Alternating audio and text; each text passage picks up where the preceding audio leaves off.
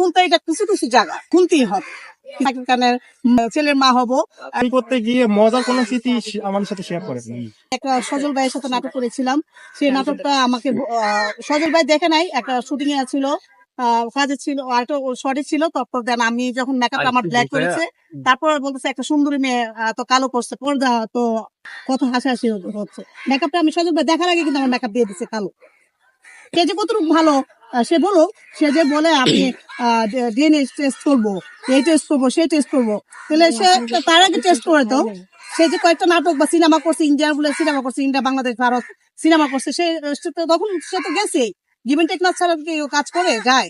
সে গেছে, সে হয়তো পাত্তা পায় নাই বা জায়গাটা ধরতে পারে নাই, ধরা জায়গাটা সে পিছলে গেছে, সে সরে আসছে, এখন সে চা বিক্রি করে খোলা কোথায় বা কিছু কিছু জায়গা। আমি তো বারবার বলছি কিছু কিছু জায়গা এটা আমার উপর ডিপেন্ড করবে, আমার উপর ডিপেন্ড করবে। কিছু কিছু জায়গা কিন্তু খুলতেই হবে, কিছু করার নেই। কাপড় খুলতে এটা কিছু কিছু জায়গা, কিছু কিছু মানে আমার যদি আমাকে যদি সুপারস্টার নায়িকা বানা, সেটা তো করতেই হবে, এটা তো মিথ্যার কিছু নয়। সব জায়গায় ভালো মন্দ আছে। তাহলে শাকিব খানের সাথে একটা মুভিতে অফার করলো, এর সাথে যাই তার কিছু করার নাই, আমি চলে যাবো। তাহলে মেয়েটার কথা না, সত্য কিছু তো আছে, সত্য মিথ্যা কিছু আছে, কিছু সত্য কিছু মিথ্যা। সে তো আগাইতে পারে না, মিডিয়াতে আগাইতে পারে না, তার প্রসেসিং আগাইতে পারে না দেখে তো সে এখন কষ্ট পাইছে। কেউ কারো দিয়ে না কারো দিয়ে কষ্ট পাইছে, কেউ ব্ল্যাকমেল করছে বা কেউ কিছু ঝামেলা করছে, সে কষ্ট পাই কিন্তু সরে দাঁড়াইছে। এটা যদি আমার ক্ষেত্রে হয় আমিও সরে দাঁড়াবো, মিডিয়ার নামে আমি উল্টা পাল্টা কথা বলবো। তাহলে আপনার শাকিব খানের কি হবে?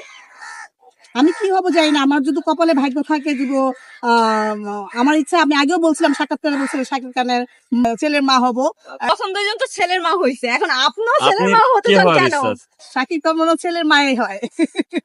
কারোর সাথে এই পর্যন্ত কখনো দেখা হয়েছে কিনা? না, দেখা হয় নাই, দেখা হয়নি।